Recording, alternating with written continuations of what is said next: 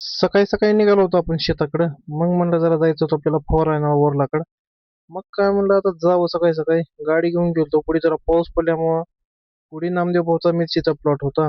नामदेव भाऊची मिरची एक नंबर आली आहे. भाऊ जरा फवारा बनवून आणत होता. म्हणलं भाऊच्या मिरचीचा एक व्हिडिओ उचलायला लागते. आणि शेतकरी कसं आहे, सोन्यासारखं पीक पिकवायला तयार आहे हो. आणि त्याला लोखंडासारखा पण भाव नाही. आता एवढी नंबर एक मिरची आली आहे. तरी सध्या रेट बरेच आहेत म्हणा, 40 रुपयांनी चालले.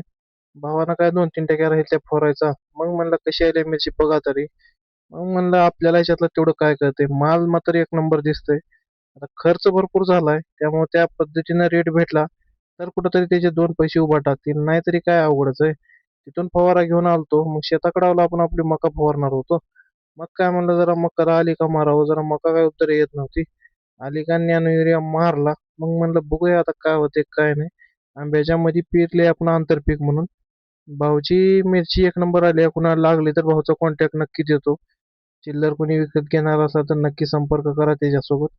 त्यानंतर तिथून आपल्याला जायचं होतं डायरेक्ट कुठं शंकरवाडीला. जरा आपल्याला तूर खुडायची होती, त्याचं यंत्र आणायचं होतं. मग म्हणलं चला निघावं. थोड्या वेळाने गेलो तिथं. गेल्यानंतर काय तिथं पाहुण्याच्यात गेल्यावर जरा त्याचा फवारा झालता दुरुस्त.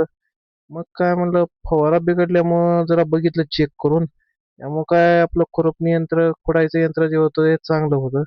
आपण लय वेळास युट्यूबवर व्हिडिओज बघितला. मग काय म्हणलं तिथून आलो.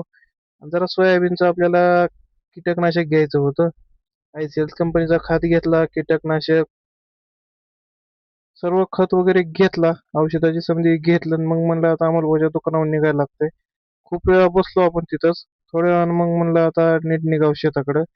आणलंय ते यंत्र बघावं तरी म्हणलं कसं चालतंय. आता काय म्हणलं जरा तुरीच्या वावरात जावं. कारण आता बघावं तरी.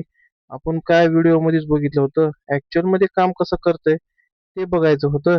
आता काय म्हणलं डायरेक्ट बघावंच कसं चालतंय काय नाही. एक नंबर कटिंग होत होती. आपल्याला सुरुवातीला 1-2 तास आणायला जरा त्रास झाला. त्यानंतर एक बार सेट झाल्यावर मग बाकी काही विषय नाही हो. थोडंसं हाताला जड आहे. बाकी काही विषय नाही. शेंडा वगैरे एक नंबर कटिंग करत होतं. आता बघूया म्हणलं दोनदा कटिंग करावं लागतील म्हणले. एकदा कटिंग करू, त्यानंतर मग दुसऱ्या वेळेस कटिंगला आता बघूया कसं होतंय काय नाही. फुटवा काय निघतंय काय नाही. जरा उत्पन्नात काय भर पडते का बघूया. म्हणजे कसं आहे आपली शेती आपली प्रयोगशाळाच करावं लागते हो. युट्यूबचे व्हिडिओ बघून काय होत नाही. स्वतः रिझल्ट आला तरच काहीतरी खरं आहे.